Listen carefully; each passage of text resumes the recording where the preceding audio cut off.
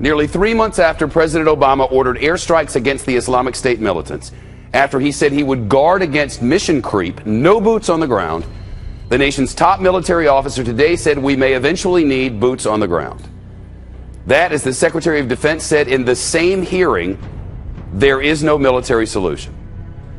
The chairman of the Joint Chiefs of Staff made the comments during the first hearing in Congress on taking on the Islamic State. General Martin Dempsey told lawmakers that if the president's strategy does not go as planned, the Pentagon may ask permission from the president to put American boots on the ground. That's despite President Obama's repeated promises that there will be no boots on the ground from America. General Dempsey gave lawmakers an example in which he says U.S. soldiers would indeed be needed. If the Iraqi security forces and the Pesh were at some point ready to retake Mosul, a mission that I would find to be extraordinarily complex, it could very well be part of that particular mission to provide close combat advising or accompanying for that mission. Close combat advising. In other words, U.S. troops working side by side with Iraqi soldiers in a ground fight.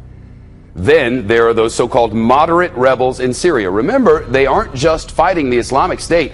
They're also trying to fight Bashar al-Assad and topple that brutal dictator. Lawmakers asked if that complication could end up drawing our troops into a whole new fight. We are now recruiting these young men to go and fight in Syria against ISIL, but if they're attacked by Bashar Assad, we're not going to help them. They will defend themselves, Senator. Will we help them against Assad's error? We will help them and we will support them as we have trained them. Will we repel Bashar Assad's air assets that will be attacking them? Any attack on those that we have trained who are supporting us, we will help them. We will help them. What that help would involve is at this moment very much unclear. But at the very least, it could mean defending the rebels against Assad's forces. And highlighting this complicated situation in Syria, the Islamic State today took credit for shooting down a Syrian fighter plane and posted these pictures of the wreckage. Our enemies fighting our enemies, all while it is not at all clear who our friends are. As for that so-called moderate rebel group, which really isn't a group, part of it is the Free Syrian Army, the Associated Press reports today that it at times has teamed up with an offshoot of Al-Qaeda. Defense Secretary Chuck Hagel told lawmakers the United States will monitor the rebels to make sure that any weapons the United States provides do not fall into the wrong hands. They will be monitored. They will be vetted. It will be fine. Ed Henry on Fox Top Story live at the White House. Looks like Congress is ready to sign off on giving these moderate rebels weapons, but not everybody's on board. And that is something that's raising some eyebrows as well. You could hear, as you lay all that out, Shep, the skepticism growing today in this Senate hearing room about what really is the strategy and what comes next here after the airstrikes, not just in Iraq, but in Syria that the president has telegraphed. I mean, first of all, the fact that you had General Dempsey opening the door for the first time to the possibility of U.S. combat troops going in, despite everything the president said, raised a lot of eyebrows in that room. But secondly, the idea of training and arming these rebels, something the president's rejected for 3 years. You had one of the president's fellow Democrats, Joe Manchin, say, how do I go home to West Virginia and explain this to my constituents when you've got Bashar al-Assad, the Syrian president, attacking these rebels, and maybe the arms we give the rebels wind up in the wrong hands? Listen. He's fighting the same people that we're asking the people to train to fight, that we're going to spend $500 million. Makes no sense to me, and I can't sell it. I've tried on my... You can't sell this stuff. And no one believes the outcome will be any different. Nobody believes the outcome will be any different. Some strong words there. Nonetheless, Speaker John Boehner said today that it'll be a vote as early as tomorrow in the House to give the president this power to train and arm the moderate rebels in Syria. Senate Majority Leader Harry Reid suggesting as well there'll be a bipartisan vote in the Senate the next couple of days. So this is a rare bit of bipartisanship up on the Hill, but nonetheless, skepticism about whether it will work. Bipartisanship on arming the rebels. Ed, thanks. Now keep in mind what we've just learned. The military may ask for U.S. troops to fight this war on the ground. That's brand new today. But for right now, we're planning to support the Iraqi army, which folded in the face of ISIS and left our weapons for them just a few short months ago. That Iraqi army on which our leaders tell us will rely to be the fighting force on the ground in the Iraq part of this conflict with ISIS.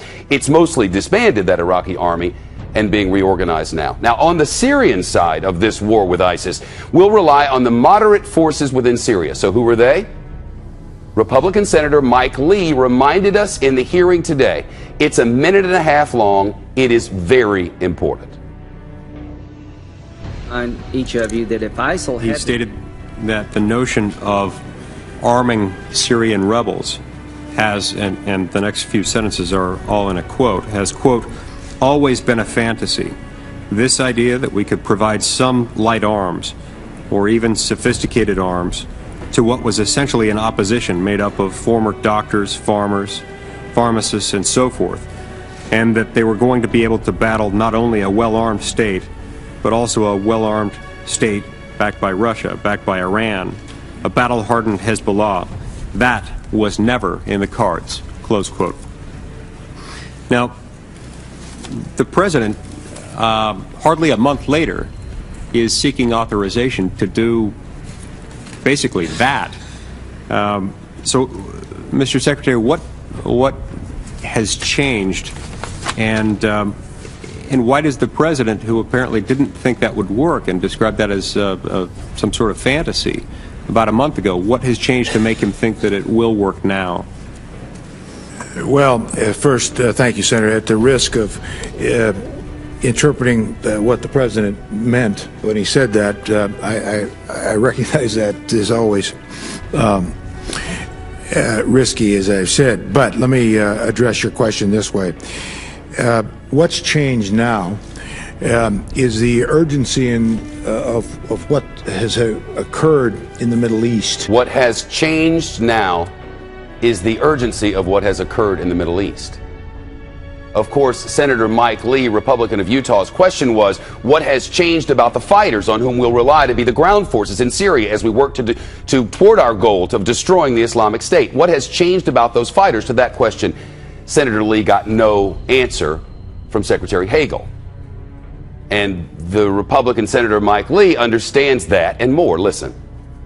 I do understand that that there are some developments that have occurred since then that have brought this appropriately to our attention, to the attention of the world. I would be curious to know, though, strategically how that changes, something that he previously described as a kind of fantasy into something that could be realistic. But I understand that that's difficult for you to answer in this context. I'd love to be able to talk more about that on another occasion. Difficult to answer in this context. Would love to talk about that on another occasion. This is the occasion.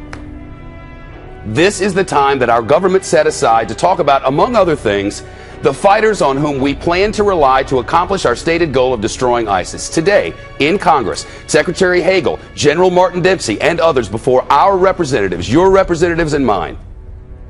The facts on the ground are these. Nothing has changed. Nothing. Nothing except for widespread reports that the Islamic State and those moderate rebels declared a truce.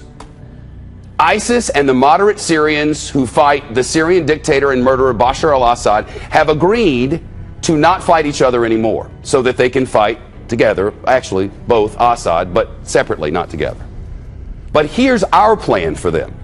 We're going to give the moderate ones training and weapons to fight the militant ones, to help us destroy the militant ISIS ones as they both fight Assad. The moderate ones will be on the ground, we'll be in the air, and together we'll fight ISIS on the ground with the help of the mostly disbanded Iraqi army over in Iraq.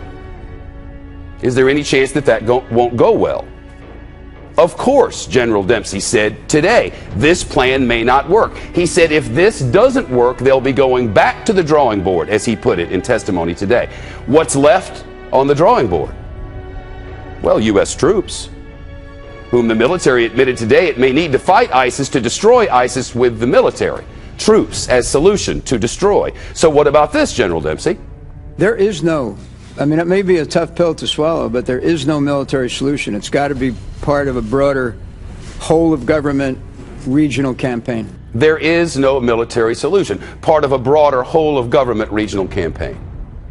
The government of Syria, with its leader Bashar al-Assad, or the government of Iraq, the new government there, the government which has shown no signs of the kind of inclusiveness that our leaders insist is required to make all of this work.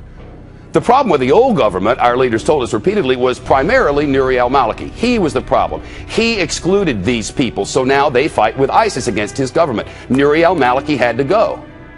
In the new Iraq government is Nouri al-Maliki, vice president.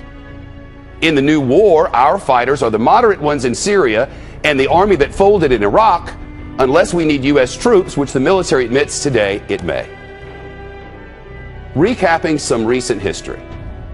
In 2003, we went into Iraq to liberate. Our troops decimated its army in days. Now in Iraq, there is dysfunction, repression, and a society at war.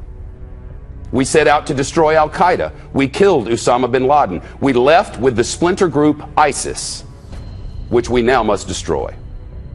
Our plan to create its destruction is this: rely on Iraqi troops and Syrian moderates on the ground. None of our boots on the ground. But remember, according to the military, there is no military solution.